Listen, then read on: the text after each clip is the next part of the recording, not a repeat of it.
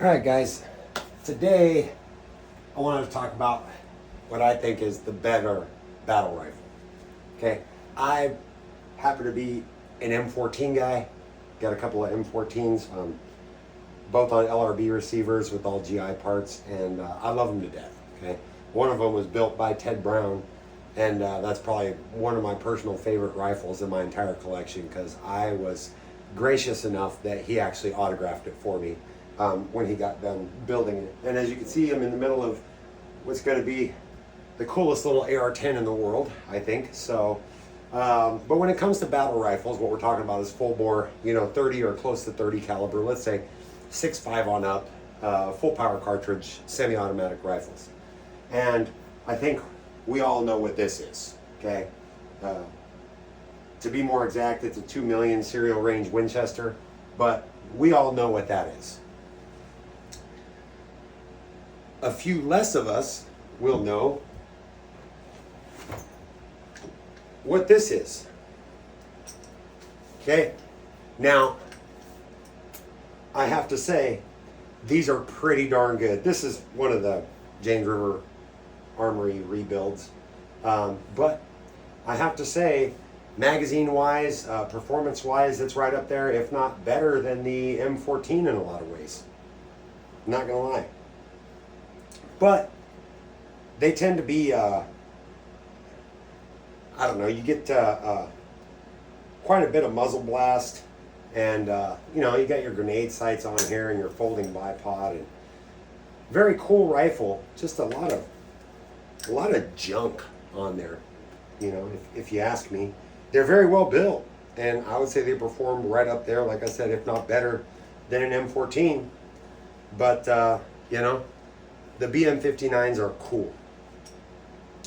A far lesser known copy of that same rifle was built at one point in time, and surprisingly was never adopted by the Italian military. It was only for civilian sale.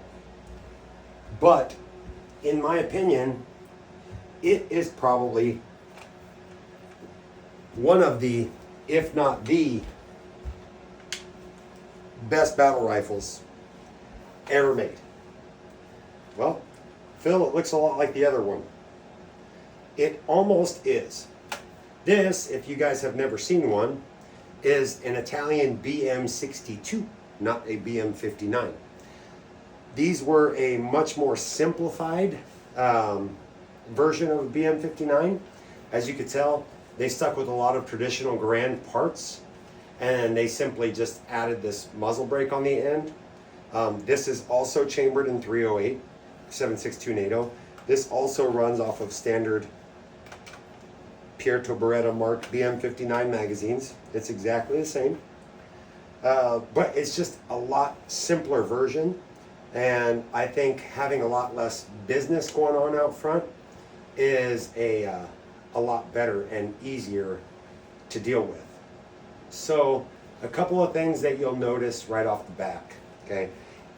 Well, dang, it looks a lot like an M1 Garand. It is, and there is a lot of people that have built these essentially off of bits and pieces. Traditionally, they'll just get the BM59 magazine release and trigger housing, and they'll have everything else modified. Now, this is a slightly more rare one because this is built on an H&R receiver with an original 30-06 H&R bolt, which is how a lot of the BM62s were built, was with leftover Garands. The reason you can tell the difference, if you look really close, I don't know how easy it's going to be to see in the frame. Let's see here. It's kind of difficult to see. Maybe if I go like that. No. Anyway, there is a stamp here that says SIAU 1967. Okay, and that is the Italian steel company that actually built the 308 barrels for BM59s and 62s. Also, you'll see, this will probably be a little bit easier to see.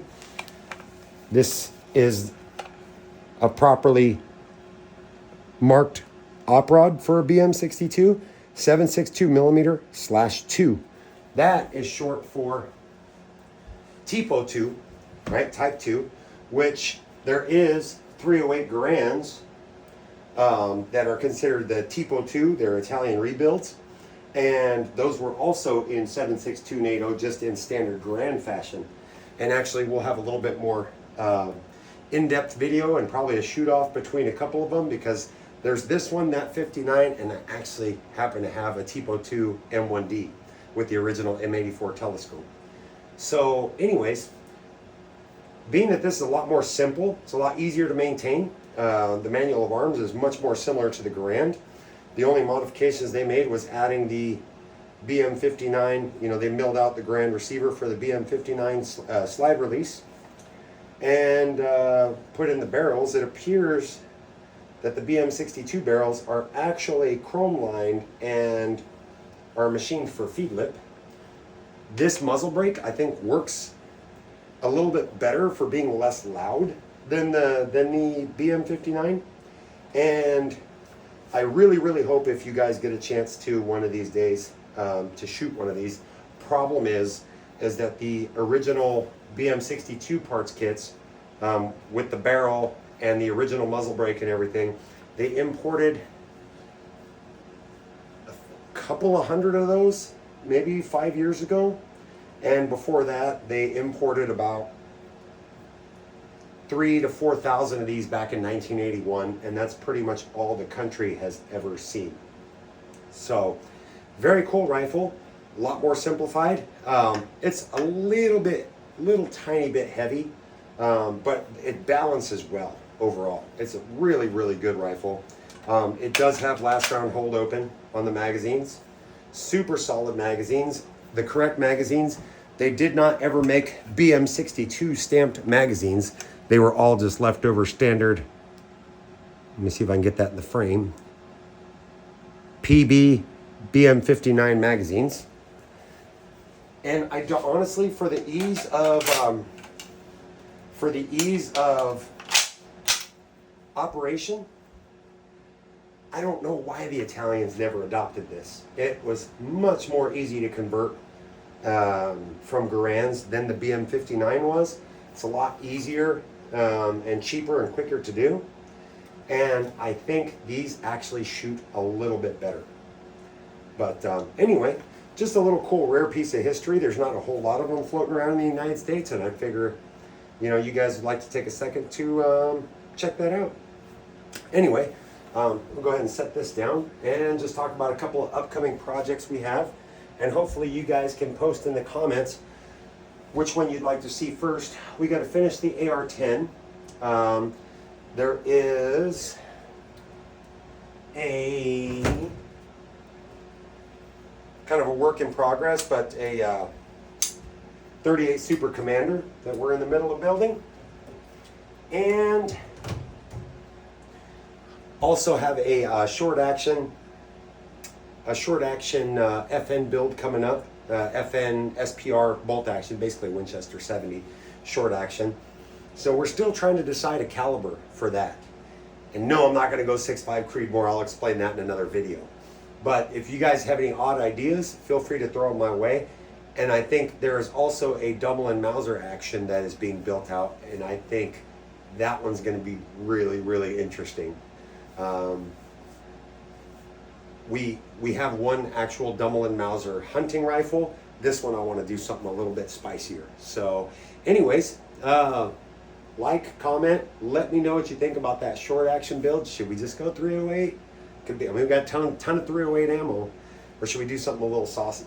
Anyway, hope to see you guys soon, and hope you got to see something cool.